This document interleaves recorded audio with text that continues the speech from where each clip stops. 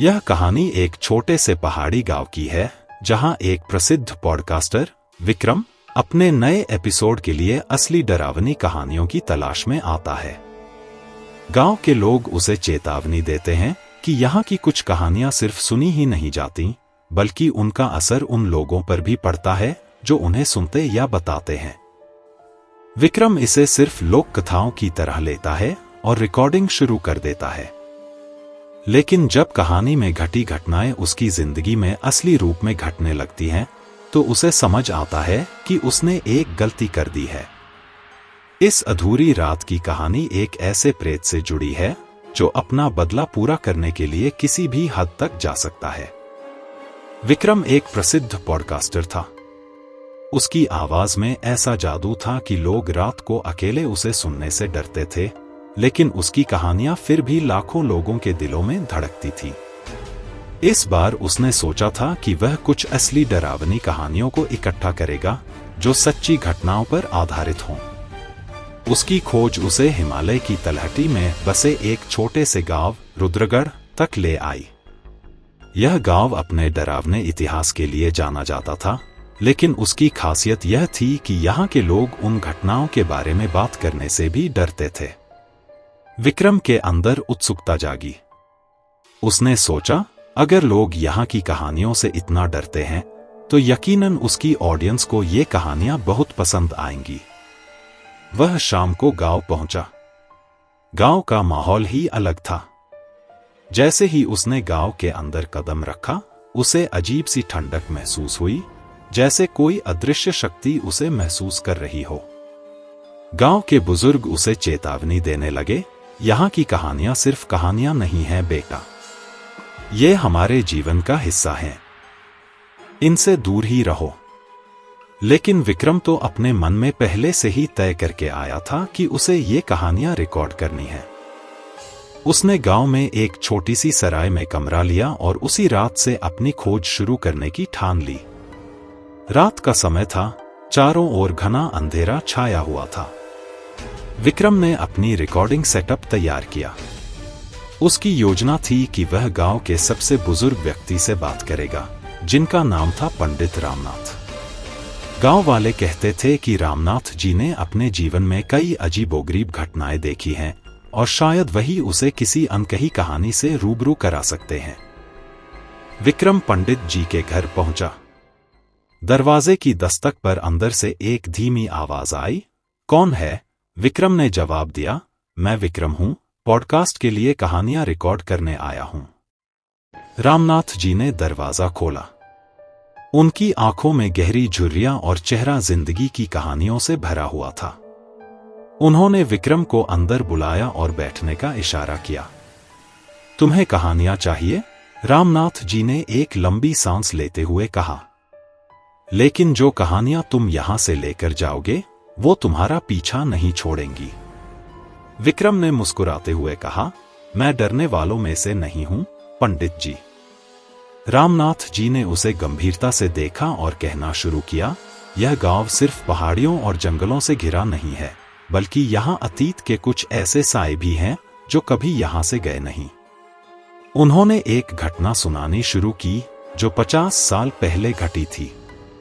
उस समय गांव में एक औरत थी जिसका नाम था रुक्मणी। रुक्मणी को लोग बहुत प्यार करते थे, लेकिन उसके साथ जो हुआ वो गांव में आज तक कोई भूल नहीं पाया।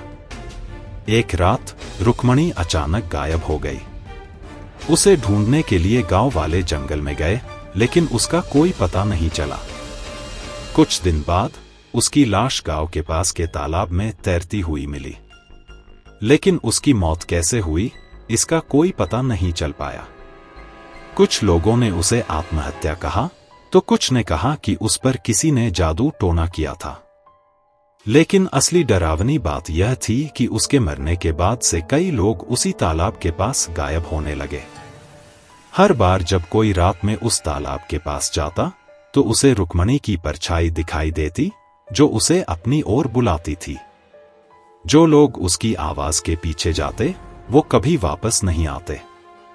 रामनाथ जी की कहानी सुनकर विक्रम का दिल धड़कने लगा, लेकिन वह इसे एक अच्छी कहानी के रूप में देखने लगा, जो उसकी ऑडियंस को जरूर पसंद आएगी। उसने रिकॉर्डिंग बंद की और पंडित जी को धन्यवाद दिया। लेकिन जैसे ही वह घर से बाहर निकला, उसे एक अजीब सी आवाज सुनाई दी। वह पलटा, लेकिन कोई नहीं था। उसने इसे अपनी सोच का हिस्सा समझा और वापस सराय में लौट गया। रात को जब वह अपनी रिकॉर्डिंग सुन रहा था, तो उसने महसूस किया कि पंडित जी की आवाज के पीछे कोई औरत की धीमी सी आवाज भी आ रही थी। वह आवाज बार बार कह रही थी, मुझे बचाओ। विक्रम ने दोबारा रिकॉर्डिंग सुनी, लेकिन इस बार वह आवाज और तेज हो गई थी। उसकी रीढ़ की हड्डी में ठंडक दौड़ गई। विक्रम की उत्सुकता बढ़ चुकी थी। रिकॉर्डिंग में आई औरत की आवाज उसे अब तक पीछा कर रही थी। वह समझ नहीं पा रहा था कि यह सिर्फ एक टेक्निकल गलती है या कुछ और। उसने फिर से वह आवाज सुनी, मुझे बचाओ। यह आवाज साफ थी और अब विक्रम को यकीन हो गया था कि यह कोई साधारण घटना नहीं है। उसने तय किया कि वह इस आवाज के पीछे की सच्चाई का पता लगाएगा। वह अगले दिन पंडित रामनाथ से मिलने वापस गया और उनसे सीधे सवाल किया, रुक्मणी की आत्मा के बारे में मुझे और बताइए।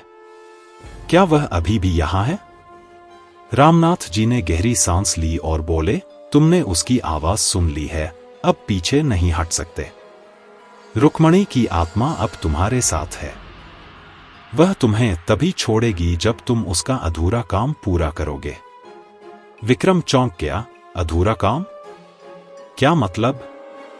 रामनाथ जी ने धीरे से कहा, उस रात जब रुक्मणी मरी थी, वह किसी के इंतजार में थी। उसकी आत्मा को मुक्ति नहीं मिली क्योंकि उसकी मौत के पीछे छिपे सच का खुलासा नहीं हुआ। वह इंतजार कर रही है कि कोई उसकी कहानी को पूरा करे। विक्रम ने झिझकते हुए पूछा, तो मैं क्या कर सकता हूं? रामनाथ जी ने कहा, तुम्हें उस तालाब के पास जाना होगा जहां उसकी आत्मा बंधी हुई है। लेकिन याद रखना, अगर तुमने कुछ गलत किया तो उसकी आत्मा तुम्हें कभी नहीं छोड़ेगी। विक्रम की धड़कनें तेज हो गईं, लेकिन वह जानता था कि अब वह पीछे नहीं हट सकता। उसने तय किया कि वह उस तालाब तक जाएगा और सच्चाई का सामना करेगा। अगली रात विक्रम अपने रिकॉर्डिंग उपकरण और टॉर्च लेकर तालाब की ओर निकल पड़ा। रास्ते में हवा सर्द और भारी लग रही थी, जैसे कोई उसे देख रहा हो। तालाब तक पहुंचते ही उसे अजीब सा एहसास हुआ। पानी ठहरा हुआ था और चारों ओर घना सन्नाटा था। विक्रम ने तालाब के किनारे बैठकर अपनी रिकॉर्डिंग चालू की। उसने सवाल किया, रुक्मणी, अगर तुम यहां हो तो मुझे कोई संकेत दो। कुछ देर तक कुछ नहीं हुआ, लेकिन फिर अचानक तालाब का पानी धीरे धीरे हिलने लगा।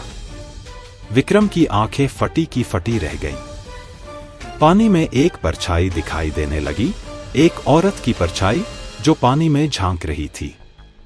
उसकी आंखें खाली थीं, लेकिन उनमें एक दर्दनाक पुकार थी। विक्रम की आवाज कांपने लगी, लेकिन उसने फिर पूछा, तुम्हारे साथ क्या हुआ था, रुक्मणी? मैं तुम्हारी मदद कैसे कर सकता हूं? औरत की परछाई पानी से बाहर निकली और विक्रम के सामने आ खड़ी हुई। उसकी आवाज गूंजने लगी, उसने मुझे धोखा दिया और अब वह आजाद घूम रहा है। मुझे न्याय चाहिए। विक्रम समझ नहीं पाया कि वह किसकी बात कर रही थी। कौन है वो जिसने तुम्हें धोखा दिया? उसने पूछा। रुक्मणी की आत्मा ने कुछ नहीं कहा, सिर्फ तालाब के दूसरी तरफ इशारा किया, जहां एक पुराना पेड़ खड़ा था। विक्रम ने टॉर्च की रोशनी उस दिशा में डाली, लेकिन वहां कुछ खास नजर नहीं आया। जैसे ही वह पेड़ के पास जाने के लिए आगे बढ़ा, उसे पेड़ के पास जमीन में कुछ चमकता हुआ दिखाई दिया। वह पास गया और पाया कि वहां एक पुराना सोने का कंगन पड़ा था, जो मिट्टी से आधा दबा हुआ था। उसने कंगन उठाया और तभी उसे पीछे से किसी की आवाज आई, वापस रखो उसे। विक्रम पलटा, लेकिन वहां कोई नहीं था। उसने कंगन को अपनी जेब में डाल लिया और जल्दी से वापस जाने का फैसला किया। उसे अब तक समझ नहीं आया था कि इस कंगन का रुक्मणी की मौत से क्या संबंध है, लेकिन उसने महसूस किया कि यह रहस्य सुलझाने के लिए महत्वपूर्ण है। अगली सुबह विक्रम कंगन लेकर फिर से रामनाथ जी के पास पहुंचा। उन्होंने कंगन को देखा और गहरी चिंता से भरे स्वर में कहा, यह कंगन उसी व्यक्ति का है जिसने रुक्मणी की जान ली थी। विक्रम ने चौंक कर पूछा, तो रुक्मणी की मौत कोई हादसा नहीं थी? उसे मारा गया था? रामनाथ जी ने धीमी आवाज में कहा, हाँ, यह हत्या थी। और हत्यारा गांव के ही एक प्रभावशाली परिवार से था। वह आदमी आज भी गांव में है और वह कभी पकड़ में नहीं आया। लेकिन रुक्मणी की आत्मा को शांति तभी मिलेगी जब उसे न्याय मिलेगा। विक्रम को अब सच्चाई का पता चल चुका था। वह उस परिवार का नाम जानने के लिए तैयार था, लेकिन उसे समझ में नहीं आ रहा था कि वह कैसे इस रहस्य को उजागर करेगा। रामनाथ जी ने उसे आगाह किया, जो भी तुम करने जा रहे हो, सावधानी से करना। वह आदमी अब भी ताकतवर है और अगर उसे पता चला कि तुम उसकी सच्चाई बाहर लाना चाहते हो तो वह तुम्हें भी नहीं छोड़ेगा। विक्रम ने फैसला किया कि वह अब यह कहानी पूरी करके ही रहेगा। उसने सोचा कि वह इसे अपने पॉडकास्ट के माध्यम से दुनिया के सामने लाएगा और रुक्मणी को न्याय दिलाएगा। विक्रम ने अपनी योजना के अनुसार एक अंतिम रिकॉर्डिंग की योजना बनाई। उसने पूरी कहानी को पॉडकास्ट के रूप में रिकॉर्ड किया, जिसमें रुक्मणी की आत्मा से लेकर उस कंगन तक की सभी बातें थीं। उसने सोचा कि इस पॉडकास्ट के प्रसारण के बाद सच्चाई उजागर हो जाएगी और रुक्मणी की आत्मा को मुक्ति मिलेगी। लेकिन उसी रात जब वह अपनी रिकॉर्डिंग को अंतिम रूप दे रहा था, उसे अचानक सराय के बाहर किसी के कदमों की आहट सुनाई दी। वह सतर्क हो गया। जब उसने दरवाजा खोला तो उसे कोई नहीं दिखा। लेकिन जैसे ही वह वापस मुड़ा, उसे एक छाया दिखाई दी। वह वही आदमी था जिसने रुक्मणी की हत्या की थी।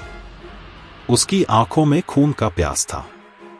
तुम बहुत दूर तक आ गए हो, विक्रम, उस आदमी ने ठंडी आवाज में कहा। लेकिन अब यह कहानी यहीं खत्म होगी।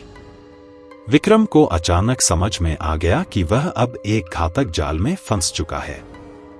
उस रात के बाद गांव वालों ने विक्रम को कभी नहीं देखा।